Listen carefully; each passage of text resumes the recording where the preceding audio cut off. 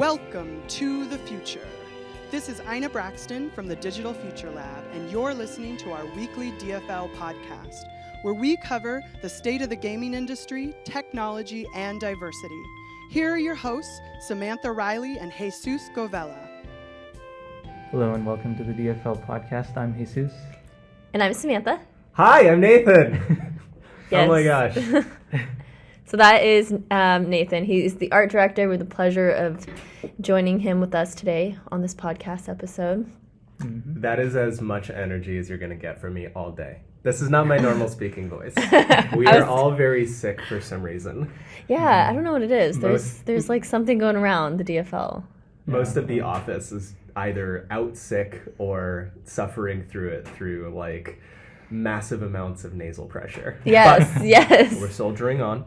I don't know if that's because, I don't know, maybe the week is ending. We're getting all sad, so slowly the sickness is hitting us. Not to add like a depressing twist on this, but it's true. I blame Seattle Indies Expo. A lot of us were there. A lot of us shook hands. Yeah. A lot of us strapped VR helmets to our faces. Yeah. And I'm pretty sure we all got sick. Yeah, I've actually not gotten sick. So you're immune. Yeah. Oh my gosh. We also have one other special guest host today. Oh yeah. Jesus, who is this scampering around under us? I can't really... I hope they can hear him. If you hear a little sniffle or a little crunch, Yeah, that's my dog, Chewy. Aww. Hey, Chewy.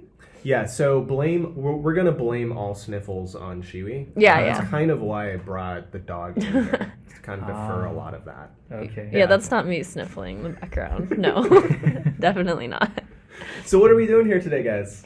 So what do you got for me? We're just going to talk about, the DFL. Like, it's kind of similar to our first episode, which ties together really well. It's like a full circle. We met with Jason Pace, who is no longer with the DFL, but when he was here, he was the creative director. And we talked about kind of what the DFL was and a whole backstory on how it started. Like, he was there since almost the beginning, so kind of just a background. So this is going to be really similar to that. But. Oh boy, I should have been listening to all those podcasts so that I get the story straight, but I will try my best. Well, then after this, listeners can tune into our first ever episode with Jason and see if those stories match. Oh gosh, okay. Yeah, and that one has video on it too. That one's video, yes. Oh good, okay. So I'm video free. Yeah. Yes, right. you got lucky. I'm just covered in mucus right now. I'm covered in mucus and dog hair. Yeah, you guys don't want to see this on video. So, we'll let you take the stage, talk about the DFL when you started here and how it's been ever since, maybe some changes. Sure. So many of our interns don't actually know this, but I started a long time ago when it was still the Center for Serious Play. Jason had taken over that space and transformed it into what we know as the Digital Future Lab now. So we do high-intensity software development. We have professional development in a bunch of different roles for students, not just at University of Washington Bothell, at Shoreline, Bellevue College. We've taken in folks from DigiPen. But back then, in the CSP days, there were just 5 of us, 5 student interns plus Jason and Ina. So I was one of the inaugural interns way back then, getting paid far less than either of you.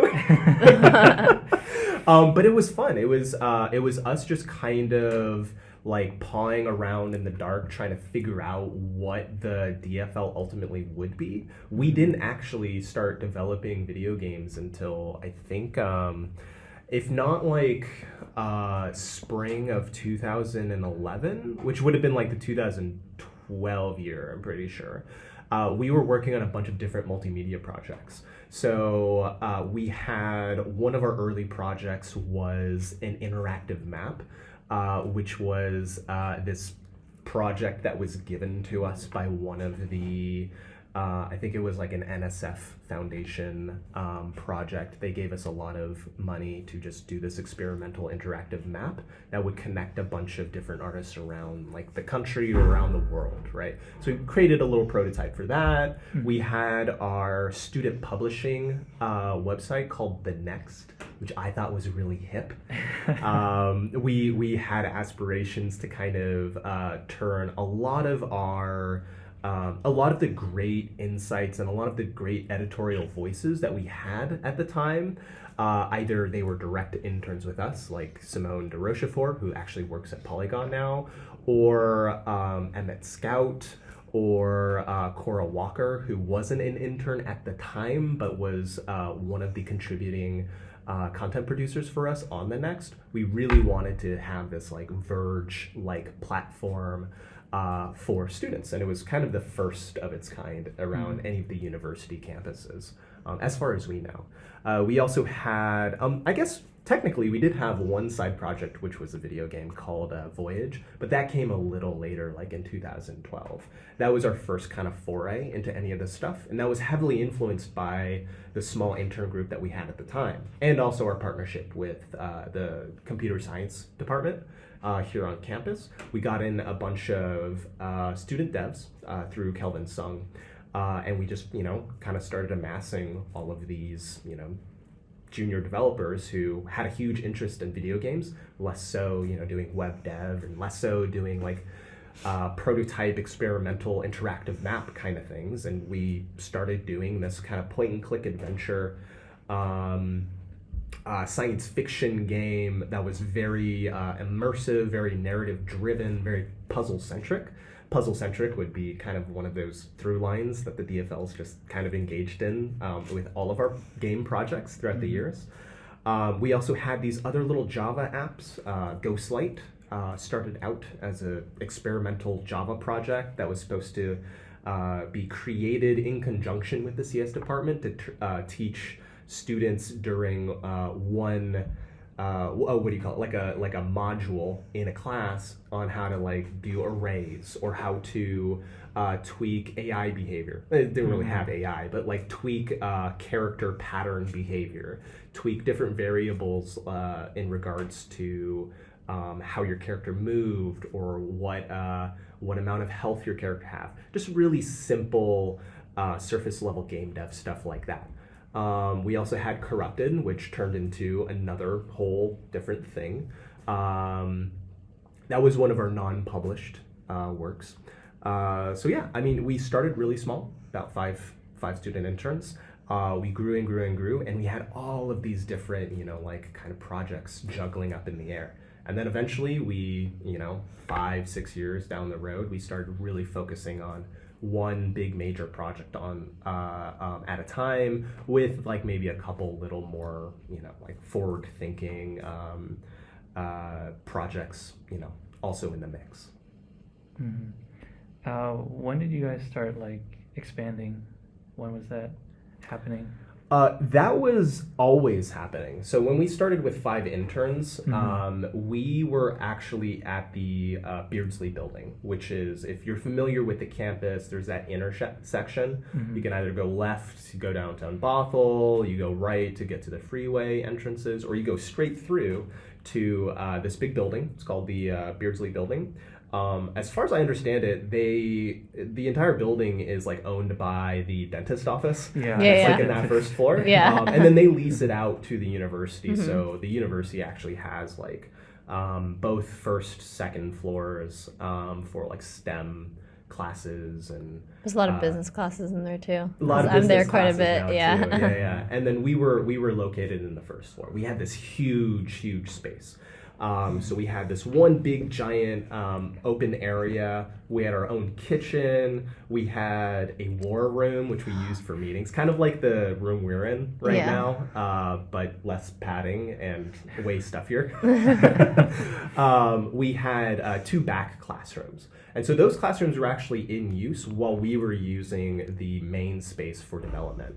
And so we would constantly have students kind of walking through during our day-to-day. And, Jason and Ina's office were, like effectively right in front of the classroom. So students would come out and they would go like, "Hey, what are you guys doing here?" Mm-hmm. Jason would pop out and go like, "Hey, what Oh. can you do?" That's good marketing. Yeah, and then we would basically just, we didn't have the same kind of internship review or interview process that we have now. That was definitely established much later, and probably should have been established much sooner. But we really lucked out in being able to just like grab certain folks who had interests in sound design, or who were like would-be devs, or who were writers, and we just kind of slowly started amassing our resources, and then we had 15 interns like the second year, then we grew to 30, then we moved to this space, and we never stopped growing. I mean, even if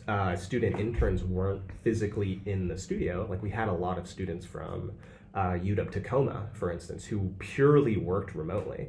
A big chunk of our design team for Seed early on was a bunch of Tacoma students who were just kind of plugging away. So I think we maxed out at about 50 student interns, and we started with 5.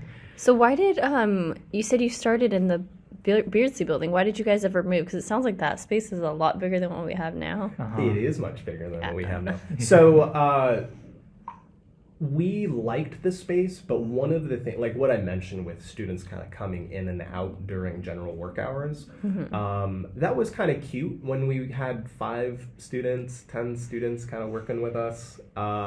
It was a lot more of a disruption and distraction for us. The bigger we grew, and the more focused we were becoming on our projects. Like we started having real deadlines to deliver, something presentable to the UW administration, for example. Or we had like events on campus that we needed to demo or showcase our projects. So we had like these real deadlines, and that became a big distraction. The building we're currently in is Discovery Hall. So that was a new building that was opened, I think, like 3 years ago, something like that. Yeah. I've got like a memory of a goldfish, so everything is going to be approximate here. So about 3 years ago, they opened Discovery Hall, and we're right next to a makerspace. That was actually supposed to be the space we were supposed to move in. That would have been amazing. Yeah, I'm a little skeptical with like the full glass like exterior, which would have also just been like more of a distraction, or probably would have gotten us shut down way sooner based on the tomfoolery we get it. But that was originally supposed to be our space. Big open office plan, right? Probably wouldn't have worked because Jason and Ina really would have needed their own private offices, and there's not really a space in there for that. No, it's just one big room. Exactly. Yeah. Then we were put into the space that we're in right now, which is smaller but still kind of workable. The UW wanted us to move more centralized onto campus so that we had more of a presence, and so that we had more visibility to the greater UW community.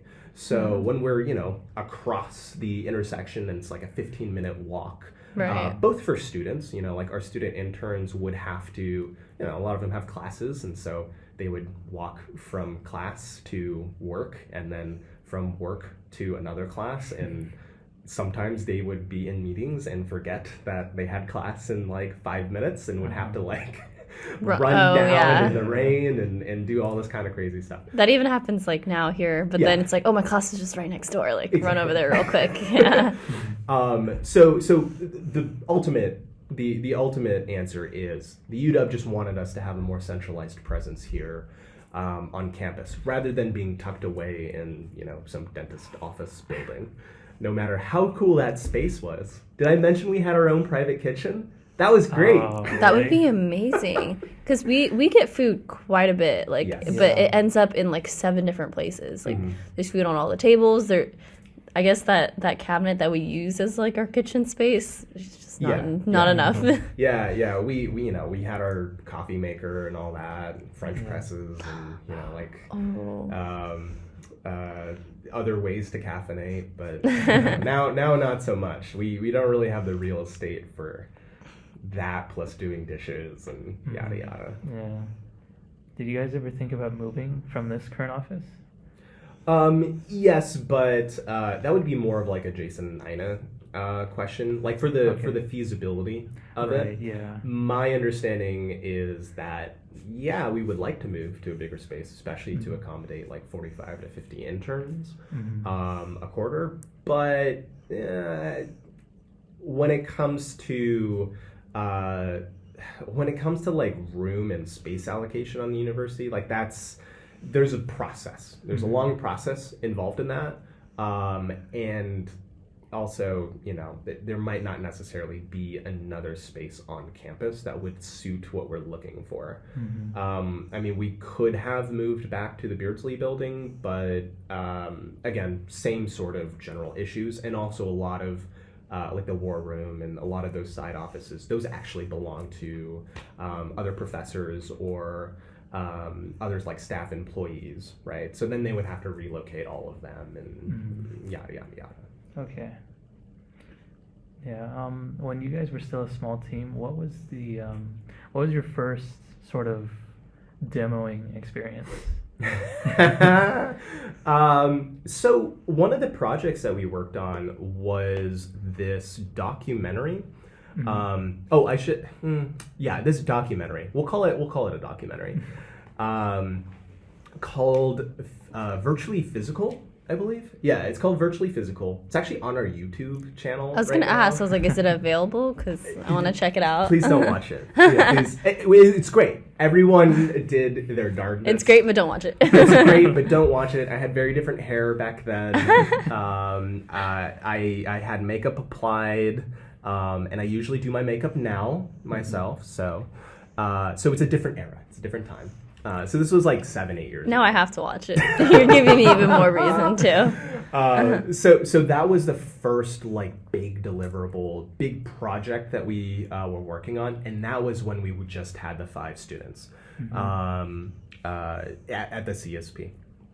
And so there was this big kind of tech art event on campus. It was a one-day showcase, a bunch of live performances, a bunch of speakers who were talking about, like the role of technology in academia and the role of technology in our modern world and how that changes, our day-to-day. And so our contribution to this was a 20 to 25 minute long documentary, which we produced entirely ourselves. We had a lot of AV people like myself. Like I got my internship through being a filmmaker, essentially. So I had a lot of my own equipment, cameras, audio equipment, had editing knowledge, all that stuff. So at that point, we were kind of leveraging, what everyone could do and what projects we really wanted to, kind of pursue. So we showcased it at this event. And I remember vividly me and the 2 other editors, because we all edited this film. We didn't have a big team, so we all had to wear multiple hats, and we all had to distribute out work pretty intensely. And of course, because it was our first video project ever as a group, and it was kind of like a big undertaking, everything was done suboptimally. So audio recording, especially live audio recording when we're doing interviews or we were filming this one guy who was doing a spoken word rap piece at multiple different locations, and we thought we could just pick up live audio recording of that and make it just totally work and seem seamless. No, don't ever do that. You always have to lapel mic up someone or just do the recording after and try and lip sync it and yada yada yada. We tried all of that, didn't super work, so that was a long, arduous, painful editing process from me. So we had 3 different editors, all kind of working really grindy hours. I think we finished the final cut of the film the night before the last day before the event. So we completely wrapped everything. We were in the Beardsley building until 3 or 4 in the morning. Couple of us Jesus. slept over. I didn't even know you can stay there that long. We weren't supposed to. This is also not going live, right? This is Yeah, nobody's gonna know. we at the time we had, we had Jason, Ina, like as long as there's some kind of staff supervision, we were okay. So we were editing this darn thing, finished it up, presented it at the event, and one of the things that you should always do, even though you wrap it and you understand that it works well on a computer, it demos well, plays well, sounds great on headphones, sounds great through your speakers, you always have to do a run through at the space itself.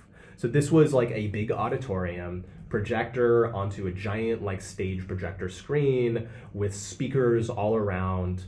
The equipment there at the auditorium, a little suboptimal, especially the computer that was running our film. So we had just exported like this full HD, like high bit rate video file on a DVD, gave it to them.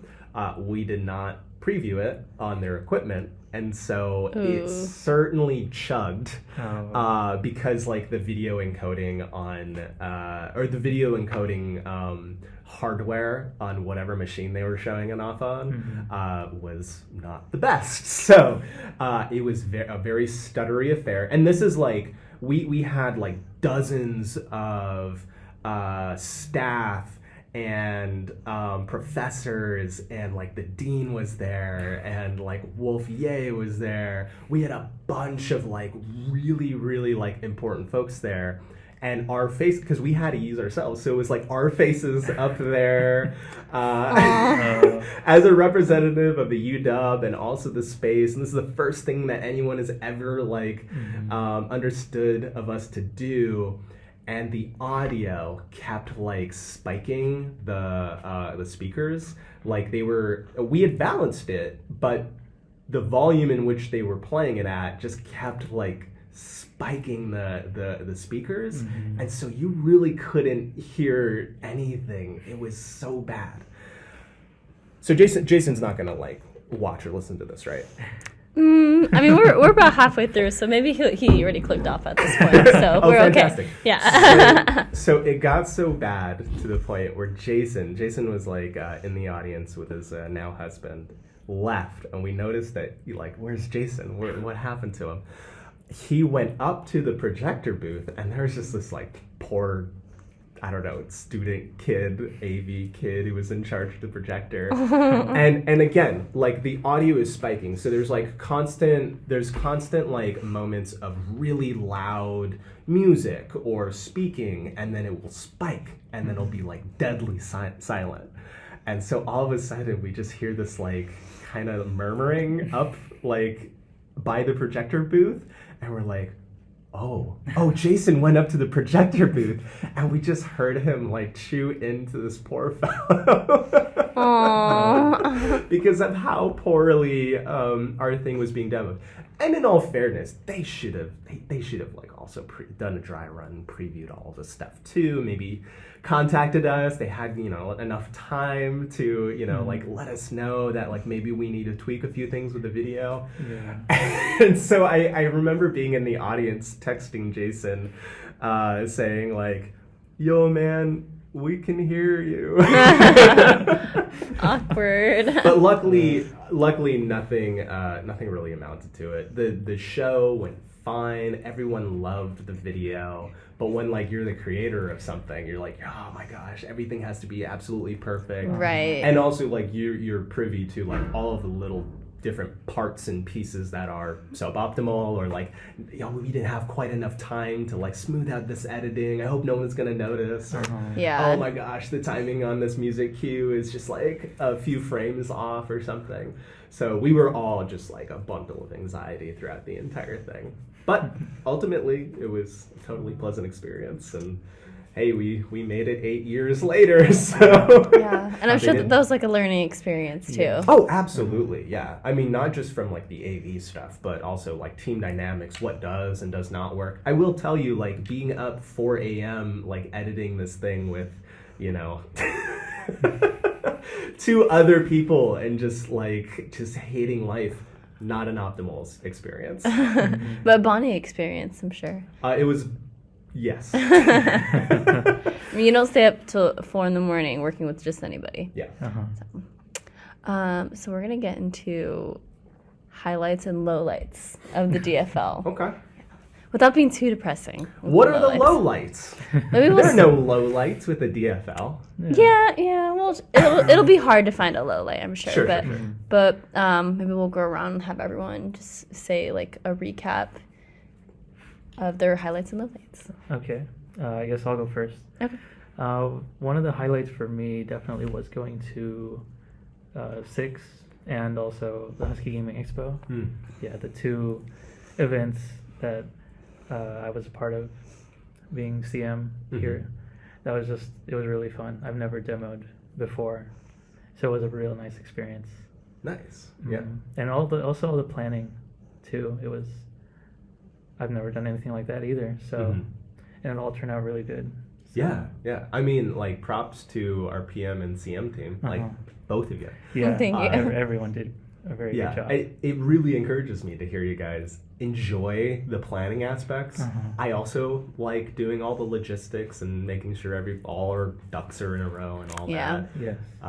Because, like, ultimately, like, for the folks who are putting in the time to be at those events, like, multiple hours and shaking hands and getting sick soon afterwards, you always want to make it as smooth of smooth sailing for your team. Yeah, and I think it went really smooth.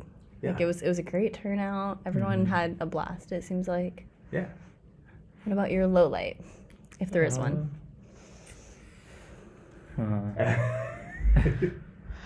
You could kick it out to Chewy too, Maybe Chewy has like some thoughts on low lights. Yeah. Like not enough friends for me to play with. That is a certain so that's my low light. Not enough dogs.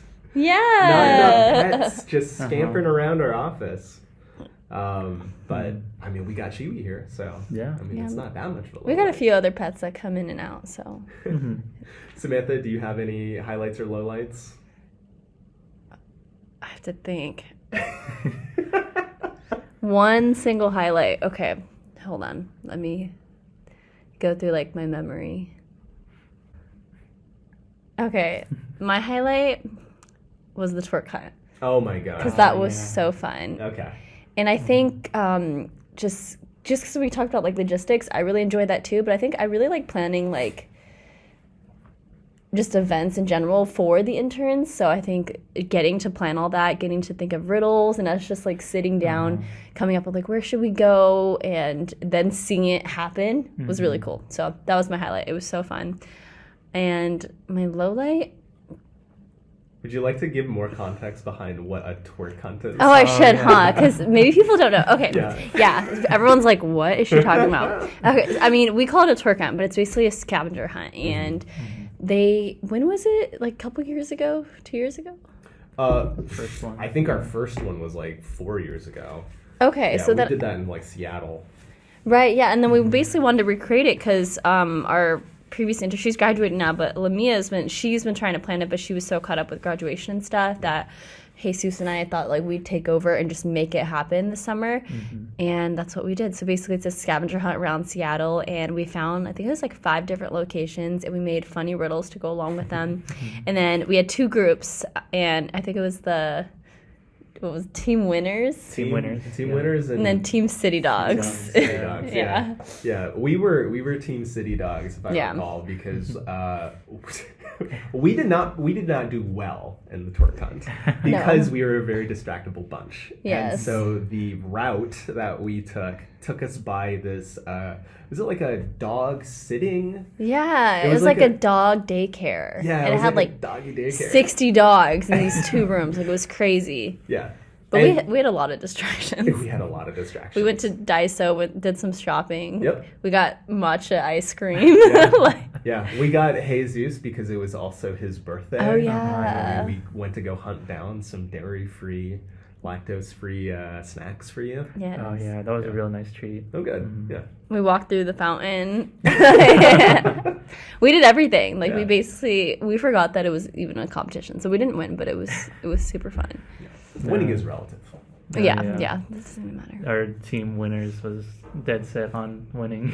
Oh yeah. I heard Yeah. you guys were sprinting Yeah. from place to place. I just picture there's like this group of students all running across the street, like screaming, like, I Yeah. need to look for this. Yeah. People are probably like, who are these crazy kids? Yeah, Luke and Joe were definitely leading the charge. Oh, I knew yeah. I knew Luke was so sad because even before it started, he was telling everybody he was gonna win, and we're like, Yeah. yeah, whatever, sure you yeah. will. Uh-huh. But he proved it. Mhm. Yeah, we made it in like, I think we made the whole round trip in like 40 minutes.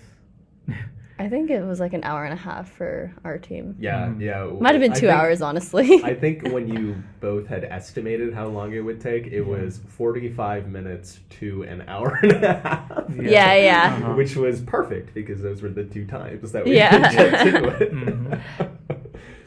But that was fun. That was something if we, like, I'd want to continue doing that in the future. Yeah. Uh-huh.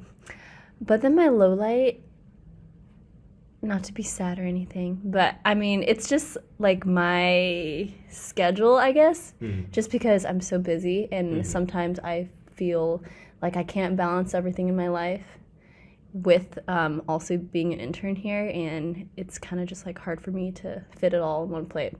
But other than that, like the time that I do get to fit in is great. So that's my low light. Mhm. Yeah, I guess my low light would be something similar. Because when I first started out in spring, I was doing my capstone at the same time, and I was busy with that. So that was definitely the most stressful time. Yeah. You're super dedicated now, though, because I feel like since you graduated and you've been super, and that's nice to balance. Because some weeks I get really caught up in what I'm doing, but Jesus balances me out really well because he'll kind of pick up where I leave off and stuff, and vice for versa. So it works out really well having a team. Yeah, that is kind of like indicative of the DFL. Like Yeah, as a whole, yeah. It's just Everyone- every team will have certain safety nets. It's kind of like how we plan it, especially if you're like pair programming or whatever. We definitely want to always have someone available and capable of being able to like lift someone else up when life gets in the way. We'll say, because that's kind of one of the struggles of having student interns is we all obviously are in classes, and Right. some of you have jobs or multiple jobs on the side, because that's life. Yeah. And so trying to plan around that and trying to be really agile in how we reallocate tasks and how we kind of juggle things around. That's always the day-to-day, Yeah. That's always the day-to-day struggle. But everyone's so supportive. Like, we could be in a space where everyone is just so into what they're doing, but I feel like I could message like anybody on Discord, and if I asked them for help, they would respond. They would be right there to help me out. So I have no doubt that everyone on this team like supports one another. Mhm. So what about your highlight and low light? Oh, I have none. None? My low light is losing to team winners during the Yeah, tour. that was a slight low light, but it kind of ended up working out because we just all celebrated in the end with Jesus blowing out the candle. Yeah. Not to be like too much of a parrot here, but anytime we go out to demo at an event, that is always my highlight. Like my role here is art director and just one of the general staff. But pretty much everyone on the team has like some input or has some influence over the final product as a whole, whether it's like what levels are we naming everything, or like what are we naming all the levels, or we play test, and so we have a lot of opinions about like how the gameplay is feeling, or how the game balance is feeling, or how the visuals are turning out. Like we take feedback from the whole team, and so when we go to these events and we kind of see like the fruits of everybody's labor, and it really is like the fruits of everybody's labor, and seeing audiences of all like age ranges like really engage in the stuff that we bring, and are really like excited and happy about just sitting down and playing something new or different, or from like a really peculiar game studio like ours. There's not very many game studios out there that are like churning out games from student interns who all have, side jobs and are all in classes and are not necessarily like CS devs, like we pull interns from all different departments, and we want to do that because the more voices and the more different perspectives you get on something, like that's going to one, make your product better, just flat out, and two, it's going to give it an accessibility to like a wider range of folks.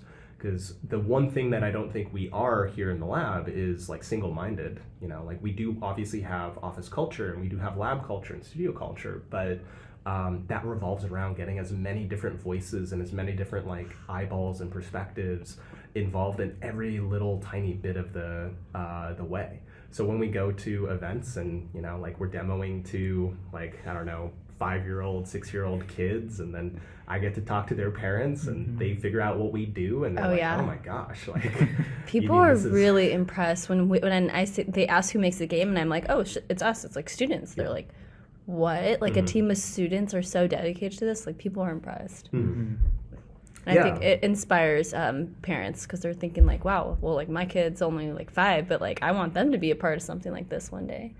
Yeah, and then we'll get teenagers too. Like we've been at Emerald City Comic Con, Geek Girl Con, Seattle Indies Expo at PAX, Husky Gaming Expo. Like we get a wide range of different folks who like come talk to us, play our games.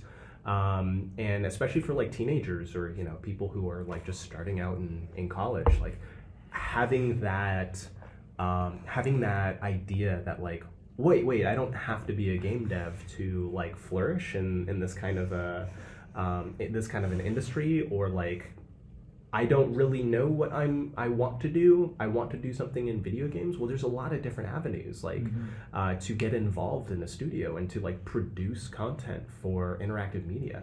Like that's really exciting to kind of give people that extra little, vote of confidence and that extra little push to show them like, hey, you can actually do this too. And like I think a lot of people, especially me when I was in high school, I wanted to get into video games. I mean, I wanted to get into film, but the video games were kind of neck and neck there. And everything that I heard about like the video game industry was like, don't do it. It's just kind of this like pit of despair of long work hours, and you have to be like master of your craft, and you have to know everything about you have to know everything about development and the tools, and you have to like start coding like, oh, sorry, you're in high school, you should have been coding in junior high. Well, that's not necessarily always the case.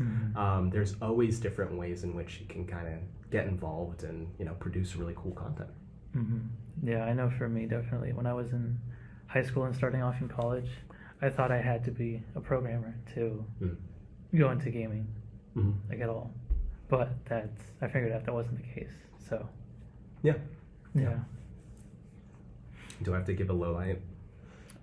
If you want to, yeah. Yeah, try to pull one out. Oh my gosh. And if you're low light, if it's hard to find a low light, I think that's pretty good. Okay, so I'll skip all the things that resulted in felonies or yeah, don't expose yourself on here. Any kind of illegality. I'll kind of brush those aside. So when we were working back at the Beardsley building, this was like a small crew of us.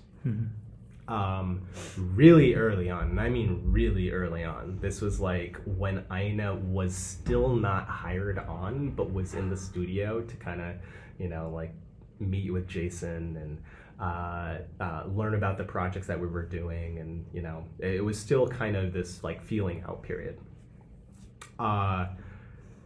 We don't really do pranks in our current space. That is heavily influenced by 8 years ago, us kind of not quite understanding boundaries of an actual professional space. So one of our interns had purchased this device, I guess you can call it. It was just this device. It was like $5 or something from eBay. And its pure function was to cause misery and confusion and deep, deep annoyance. It just emits this like really high frequency beeping. at Oh. infrequent times. It's kind of Like it just goes off randomly? yeah. Yeah. Oh my god, I would destroy it's that like thing. randomly. Oh, well, don't spoil the story. Oh, Samantha. my bad. So this was like during. I think I was working on the website at the time, so I was doing a lot of design work for what our pages were going to look like, and I needed to deliver like the final blueprints for it by like the end of the week or something. So this was like a Wednesday or a Thursday. Ina was in the office. I had not really met Ina. I don't think any of us had really met Ina. And as a joke, completely irrespective of my workload or us having a brand new potential UW staff member joining the team, had planted this little device in my office. So at the time I had my own like office. Ina eventually took over. The office is, nice and big, had a couch and good setup for computers and a workspace. So this person had hidden this device somewhere in my office when I had stepped out to go to the bathroom. So I'd come back, and all of a sudden I heard this like little chirping, and it was like, oh, what is that? And then a few moments passed, and I just kept hearing that chirping. I'd been working with this other intern too, like we just kind of shared the office, and they played completely dumb to the whole thing. Now this wasn't them who I shared an office with, but they were in on it. They were not giving up any information about where this might have been hidden or why this was done. Still to this day I do not know why this was done. And I asked very politely to the person who had planted it, like, okay, cool, joke's over. Please take this out of my office. And of course, they were playing dumb. Like, what are you talking about? They were not going to succumb to my very polite whims. And so this kept going and going and going, and I could not focus on my work. And so I sort of sternly told them, like, look, I will leave this office. I will go home and I will work there if this is not taken out, and I need to be here to do my work. And still was not removed. And so I left and I went down to the parking lot, and I had my key in my car door, and I was like, no. This person will not win. And so I went back into my office, I locked it, because it was just me in there, and I proceeded to just tear the entire office apart. I knew it was hidden somewhere kind of funky. It could have been like in a computer, because like all of the cases can kind of come out. It could have been like in a book. We had this bookshelf that was filled with books. Could have been like in the sofa, like somewhere. And the thing about this device is it emits such a high frequency sound that it sounds like it's coming from everywhere. Yeah, so there's like you no can't way follow to, the sound. Yeah, there's no way to like Oh my goodness. echolocate this thing. And so I pretty much tore the entire office apart, every possible location I can find, until I looked up and I noticed we had these curtains. It was like on this like curtain edge. And it was like kind of well hidden, but I just all of a sudden noticed this like kind of like flashing, because it's like this little, I don't know, the Arduino board with a little like flashing light every time it beeps. So I spotted it and I grabbed it, and it was beeping in my hand, which also very much frustrated me. Oh no. And I was at such a loss of what to do, and I was so upset and so mad that I'd spent like 45 minutes just tearing this office apart, completely unproductive. The only thing I can think of doing was just breaking it in my hands. And then that wasn't enough, and so I had to leave my office. And poor Ina, Ina and this intern were doing like some film stuff, like some setup, some experimental stuff. And I just had it in my hand, and I just dropped it into the room and left. And the person who had planted it was for some reason so upset that I had broken this hell device that was planted in my room. They should have anticipated that was going to happen. Yeah. I mean, that was my thought, but apparently it was a step too far to break this $5 device that was torturing me for an hour and a half. Mm-hmm. So we had a chat about it. Mm-hmm. Everything's cool now. But it was definitely one of those moments where, like, okay, everything probably could have been played better Right. from all sides. But the ultimate like outcome of all this was we just basically put a flat ban on any kind of pranking in the office because we knew Oh no, because something is going to go a wrong. bunch of 20-something, Dorcases, like probably aren't going to come up with the most friendly pranks that everyone can enjoy. That's too bad because it would be fun to do some pranks on people. But I guess We've had some like in the news space, but those were nice and charming. So like we're still finding like little Nicolas Cage faces everywhere around the lab because one of our artists had decided to just print out a bunch of Nicolas Cage faces and just tape them up at like weird. Okay, that's funny because that's like harmless. It's more like getting Exactly. people's reaction. You're not like Yeah. driving someone crazy. Oh my gosh, it drove me crazy. That was probably my low light, but thankfully that was like 8 years ago. So far it's been smooth sailing since. Nice. Okay. And hopefully there's no resentment towards that person because of what they did. No. Yeah, we were working with each other for like a couple years after that. Everything was cool. Okay. So we're going to start to wrap it up, but we just have a few questions, like lightning round questions for Nathan. Okay. And these are just going to be short and sweet. So just first thing that comes to mind, throw it out to us. Gosh, it's like a Rorschach test. Okay. My mind. Do you want to go back and forth? Yes. Okay. We'll start easy. What's your favorite color? That orange. No, blue. No. Does white count? Sure. All of them. All the colors. Yeah. Okay. What's your favorite season? Of? Oh, you mean? Of real life. Oh, sorry, I thought you were talking about TV. My favorite season is summer because that's when my birthday is, and it's also usually sunny. I like the sun. That's a good one. What are your plans after the DFL? Get a job. What do you think the remaining interns should do post DFL? Carry on the DFL legacy, and if that doesn't work, get a job. Nice advice. Oh wait, graduate first. Oh, and then right. Yeah. Get a job. What's your favorite movie? Oh gosh, favorite movie ever. Oh gosh, okay? I'm trying to go through the Rolodex of terrible answers, and I'm going to settle on. Okay, so I've got. Okay, I've got two. One of them is City of God. Other one is There Will Be Blood. Those are kind of top two for me. Okay. Haven't seen either of those. Yeah. I'm sure they're Oh good. my gosh, hit them up on Netflix. Oh, yeah. Oh, I have Netflix. Yeah. I could do that. Okay, You what's want your... like 6 straight hours of misery and despair. Like, please, Oh, dive right in. That's tempting. Huh. Okay, do you think the DFL will make a comeback? Oh yeah, I mean, I know it's going to make a comeback, right? Have you all announced anything yet? We haven't.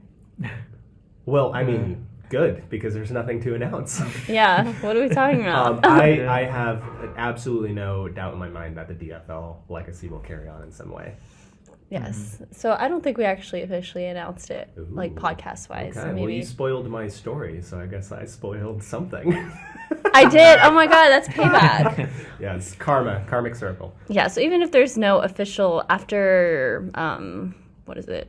September 13th. It's the last day. After that, there's no official like Digital Future Lab, how it is now, like as a studio with interns. But there will be a Digital Future Lab club. Ooh. So, and we're also talking about continuing the podcast with a new set Oh of my gosh. hosts. Oh my Yeah. gosh. Yes, I know Jesus really wants to carry it on, so we'll likely be hearing him again in the new season of Okay. the Digital Future Lab my podcast. Gosh, we're breaking news. Yes, it'll be really Uh-huh. These exciting. are scoops.